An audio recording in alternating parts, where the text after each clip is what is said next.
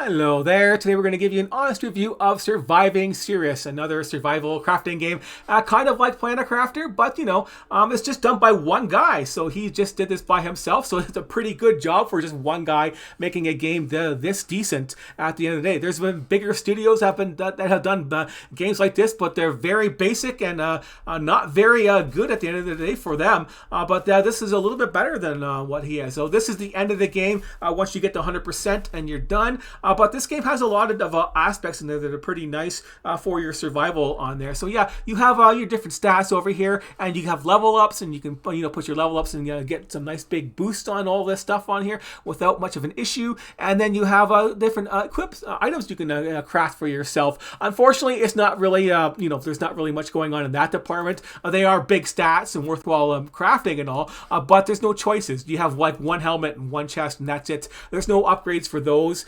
Unfortunately, so it's still just a basic standard game. You have one thing to craft, except for boots. That's why I'm hovering over that. You have a double jump boots or just boots with speed. I think I can go with the double jump boots next and try that out, maybe. But yeah, this is your basic toolbar. You have a weight thing over there. Then you have all this gear that you have and stacks of resources.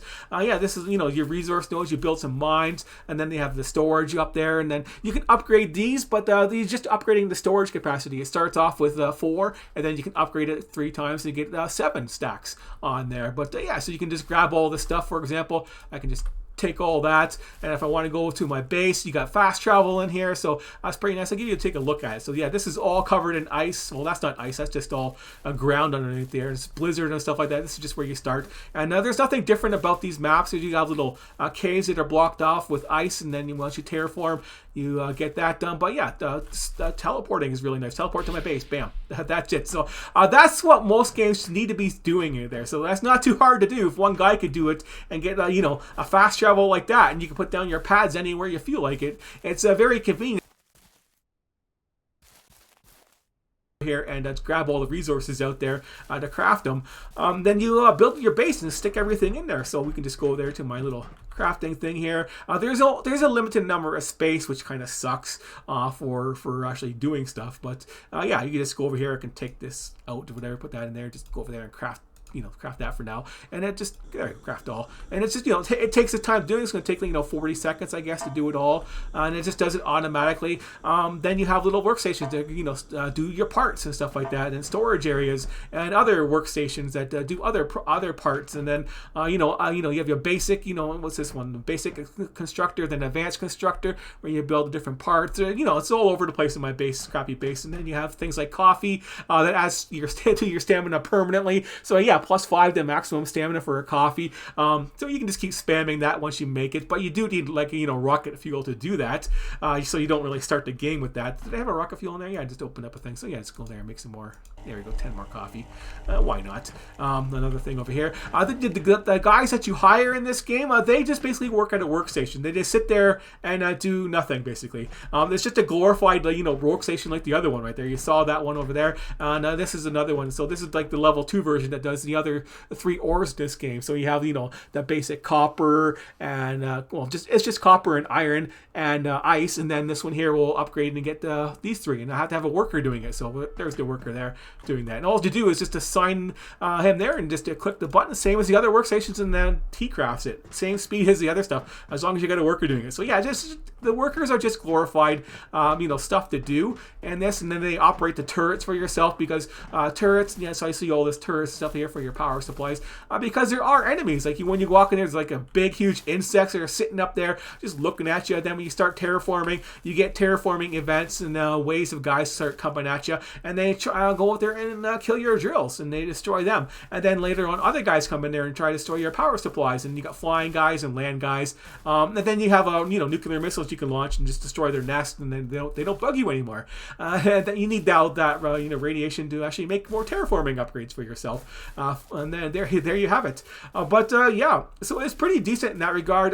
Some of the bad points are the snapping in this game. There's not many of those red snap points that these buildings have. They need more, and you need a little bit more building points, because my buildings are so sloppy because there's no snap points where I want them. It's like, I come in here, and then this snap point just goes nowhere because because, you know, they don't connect properly. So you really got to plan your base a little bit better than I did, obviously. But you know, I should have made my base revolve around this place a little bit better. Put all my crafting stations in here. That's what you're supposed to do. But I didn't. But yeah, you have guys you can hire right here. You know, you can view their details and you can see their stats that they have. You know, they just have basic stats and they have basic. Some of them will have some, you know, perks for themselves, but you can't really see them unless you're actually hiring new guys from the rocket. You use the rocket to sell resources to get money, then use them so you can buy your cargo, your materials if you want. It's just basic materials, and you can use this at the start of the game. I don't know if I really want to do a tips video on this, but yeah, you want things. What can you make in here? What do you need? You don't have the basic things you need. Yeah, you want to build the oxygen unit, that type of thing. But you need other things to actually run it. Maybe a wind turbine to start with. How much does that cost? Cost 6 million? Yeah, you can start off with a wind turbine. That's not bad. That'll help you with the power right off the bat, so you get your oxygen powered. That would be a good thing to have right at the bat. Nothing else really in there. You know, the basic farm you need too, but yeah, how much does basic farm cost? 15 million. I don't remember how much you start off with, but you have very little resources you have to start with the game, and then you have all this other stuff you can buy for yourself. You know, maybe buy some iron bars. I don't know, but anyways, then you got that's the terraforming display. What do we got over here? The mission objectives. There's lots of missions that you get for doing all the stuff in this game. Like everything you do, like, oh, look at all these missions. It's not too bad. You get some free money off of that while you're doing it. You have your own farms and stuff like that. That's how fast the elevators are too, right? Up a level. There you go.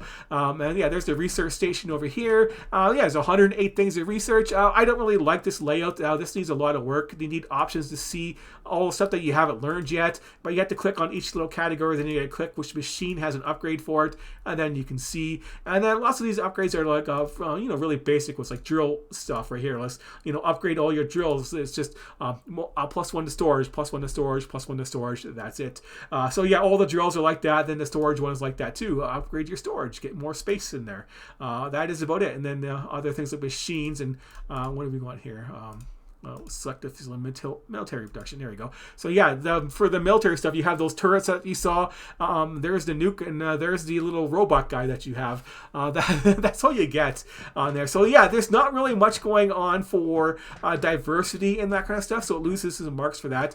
You do have some stuff you can grow for your farms and seeds, the basic food right there. But you can't just eat a tomato, unfortunately, or just cook a tomato. You have to have a certain cooking recipes, and there's not very much variety on using the different combinations for that. Like potatoes, you can only make baked potatoes, and that's it. And the other ones you need to have, you know, ice and tomatoes for that one there. Then you need like a tomato and corn, or like ice and melons, or just tomato and melons, whatever. And it has different food values for them and stuff like that as you're processing for your food. So yeah. That is that. I wanted to show you the money. Yeah, the money, I already showed you that. You get the rocket and you send up stuff to get the resources, and then use the money for the upgrades. There's a guy sticking out through the wall. But yeah, those enemies, they will walk right through you. They walk right through the wall. So you don't have to worry about them damaging you. They just damage your mines and your power supplies. So you have to make sure you protect them with your turrets. And then there's expeditions to go out there and get some other resources to upgrade the last part of your terraforming in this game. And those expeditions are pretty disappointing. All you gotta do is bring your turrets and bring your robots with you. You don't get them back, and then you just drop them down. Just, you know, you see a guy and you start dropping a couple turrets down there, and then they start shooting them, and everybody comes out and runs after the turrets on you. And eventually the boss comes, and the turrets kill the boss, and you get that one resource you needed, and then you're done. That's all there is in there for the 3 expeditions. You can repeat them if you want, but there's 0 point in doing it. So they were a letdown too. They are just a basic thing to gather stuff in there. So yeah, it's still a very basic game at the end of the day, even though you have a little bit more things you can do with the upgrades and stuff like that. So, but they are limited on what you have. So the limitations kind of hurt at the end of the day, and it's just gather those other resources and start crafting. And it's everything manually. It's not automatic. That would be nice if you had workers gathering stuff from your mines and bringing them to like your workstations, and then have guys craft stuff on there automatically, so you're not stuck, you know, running around back and forth doing it. You know, that's why they do have the teleporters. So they it does have that, so you can teleport pretty quickly back and forth to get all that stuff done. But it's still, you know, you might as well add. If they had a little bit more dynamics, to get a higher score. But it's still a pretty decent game for how small it is. Even though it's just one big flat area and some caves, and that's about it. But I'm going to give it a 6 out of 10 because it's, usually I give a 5 out of 10 for most of the games that are like this because they're so, they're missing so much on the basic stuff that they should have. And this one, checks all the decent boxes on there, but it's just missing some of the extra stuff on there for the polishing it off and that kind of thing, and having a little bit more dynamic gameplay and stuff. It's really dark out there, so yeah, so it needs more lights. But it gets lighter when the moon comes out. But anyways, this is what this game looks like, so you can judge it for yourself and see if this is interest to you. I do think it's better than the average game that gets a 5 out of 10. So yeah, it's still a 6 out of 10. He might deserve more for a single guy making it, but yeah, it's still based on the gameplay and stuff like that. Eat food, drink water, blah blah. It still has some bugs in it too, just a couple crashes here and there stuff. Well, maybe I think I only had like one real crash, and a couple bugs with guys not working. And yeah, this deconstruction tool is a pain in the ass, because whenever you go on there and you place an object, it automatically defaults to your deconstruction tool, even if you don't have it on your hotbar. It doesn't see it equipped. I've destroyed this room like 3 times already just by placing something nearby and coming over here. Oh, I want to check over this. Click. Oh, deconstructed. Fall to the ground. So it has silly things like that. That needs to be fixed, and obviously, but it's not really that much of a big of a deal. Deconstruction goes back to your inventory. You put it back and put it back where it was. So yeah, it's not really gonna kill you for doing it. It's just an annoyance that shouldn't really be happening, but it's still a small thing. It's not worthwhile mentioning. It doesn't affect the score, but it's just something I wanted you to know. So it's not 100% perfect the way it is. I should get those double jump boots so I can get up on my roof, just so I can see stuff better. But anyways, that's it. So thanks for watching. This game is definitely worthwhile checking out. And there's also a leaderboard stuff, but I'm not interested in that myself. And so it's supposed to try and get some replay value on it by having a leaderboard and competing with your friends or whatever, see how fast you get your terraforming done and you get a score, that kind of thing. But yeah, I don't really have much interest in that myself. Speed runs are nice and all, but I would do it for myself, not competing against other people. I don't really care. It just doesn't interest me. I don't care at all for that. But anyways, if you do, you can definitely compete with your friends with it, and if you find that interesting. I'd rather compete with myself and beat my own scores, because that's funner for me. But just not there yet. It's just not good enough to go back and play it again until there's like a content update. Definitely worthwhile checking out once there's a more content update and stuff like that, or maybe other worlds to play. Even just make another world. It's a simple world, basically. Add another planet, do it all over again. Maybe something more, add some more dynamic stuff to it.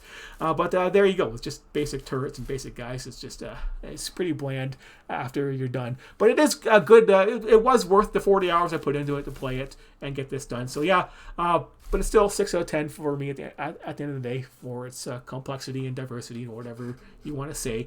But that's just my opinion. You can make your own from what you saw in this video. So yeah, that's it. Thanks for watching, and I'll see you later.